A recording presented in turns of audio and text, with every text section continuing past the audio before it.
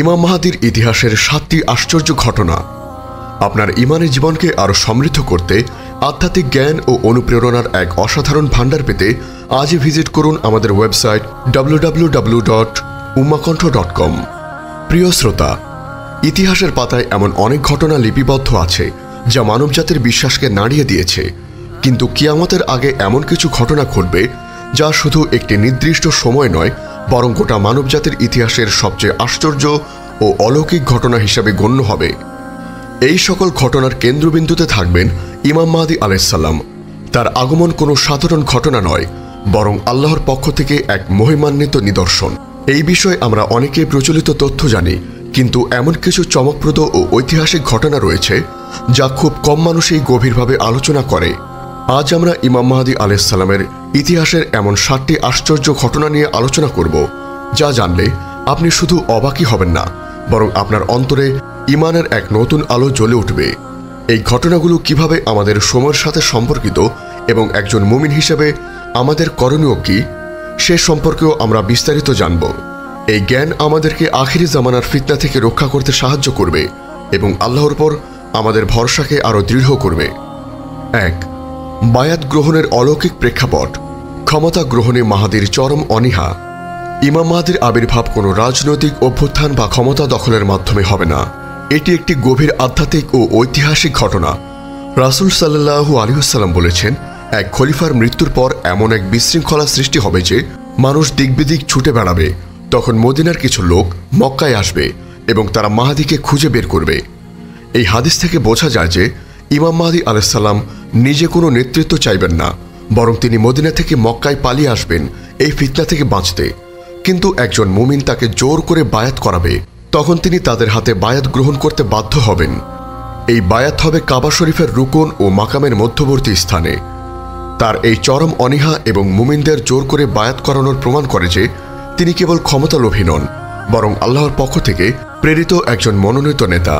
এই ঘটনা প্রমাণ করে তার নেতৃত্ব কোনো রাজনৈতিক উদ্দেশ্য নয়, বরং এটি আল্লাহর পক্ষ থেকে এক ঐশী নির্দেশ। 2. ভূমিধসের অলৌকিক ঘটনা।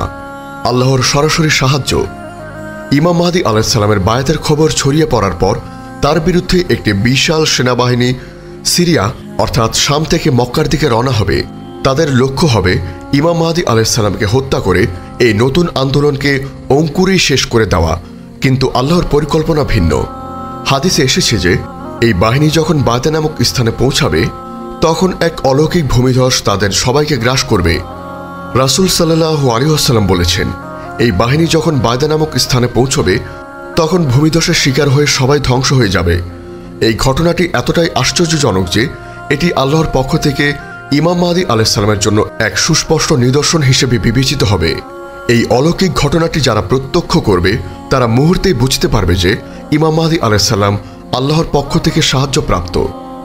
3. খোরাসান থেকে কালো পতাকাবাহী দলের আগমন।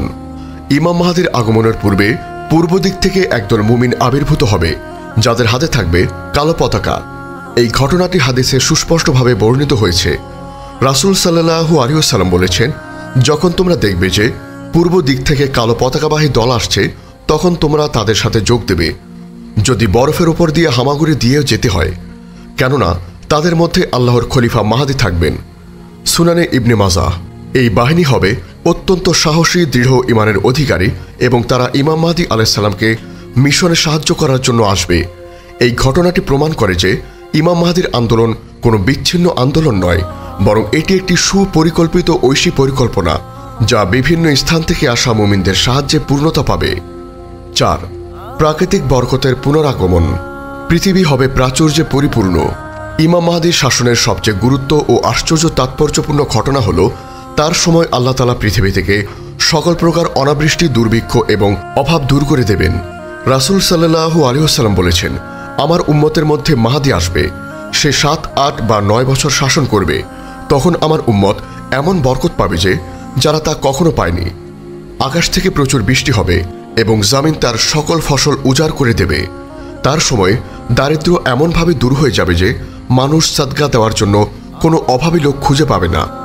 এই ঘটনা প্রমাণ করে যে ইমাম মাহদীর নেতৃত্বে শুধু রাজনৈতিক বা সামরিক নয়, বরং একটি আধ্যাত্মিক পরিবর্তন যা পুরো পরিবেশ ও প্রকৃতির উপর ইতিবাচক প্রভাব ফেলবে। 5. মালহামাতুল কুবরা, ইতিহাসের সবচেয়ে ভয়াবহ যুদ্ধ। ইমাম মাহদীর নেতৃত্বের অধীনে মুসলিমরা ইতিহাসের সবচেয়ে বড় এবং ভয়ঙ্কর যুদ্ধ করবে, যা আল মালহামাতুল কুবরা বা মহাযুদ্ধ নামে পরিচিত। এটি হবে মুসলিম ও রোমানদের অর্থাৎ খ্রিস্টানদের মধ্যে এক ভয়ঙ্কর সংঘাত। এই যুদ্ধে উভয় পক্ষ থেকে অসংখ্য সৈন্য নিহত হবে, কিন্তু শেষ পর্যন্ত মুসলিমরা বিজয় লাভ করবে। এই যুদ্ধের পর মুসলিমরা কনস্টান্টিনোপল অর্থাৎ বর্তমান ইস্তানবুল বিজয় করবে।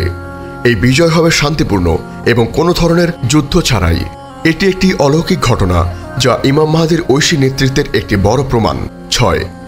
যখন দাজ্জালের ফিতনা চরম পর্যায়ে পৌঁছাবে তখন আল্লাহ তাআলা হযরত ঈসা আলাইহিস সালামকে পৃথিবীতে অবতরণ করাবেন। এটি ইমাম মাহদীর সময়ের সবচেয়ে গুরুত্বপূর্ণ ঘটনা।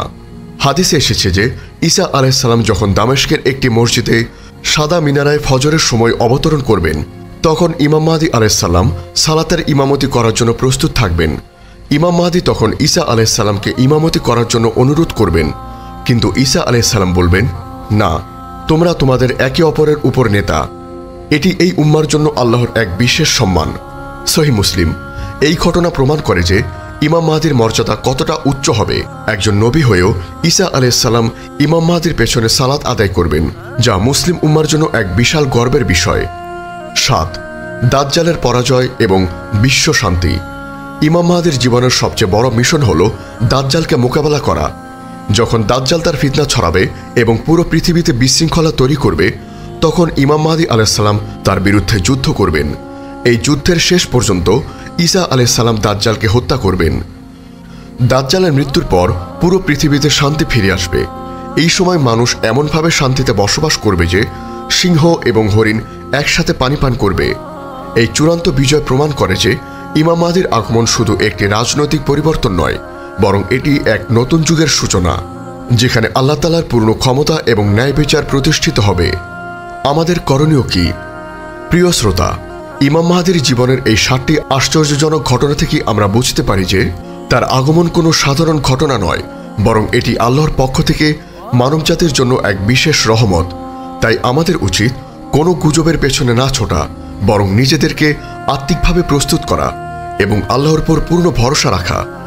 আমাদের নিজেদের ঈমানকে মজবুত করতে হবে, নেক আমল বৃদ্ধি করতে হবে এবং ফিতনা থেকে রক্ষা পাওয়ার জন্য আল্লাহর কাছে সর্বদা দোয়া করতে হবে।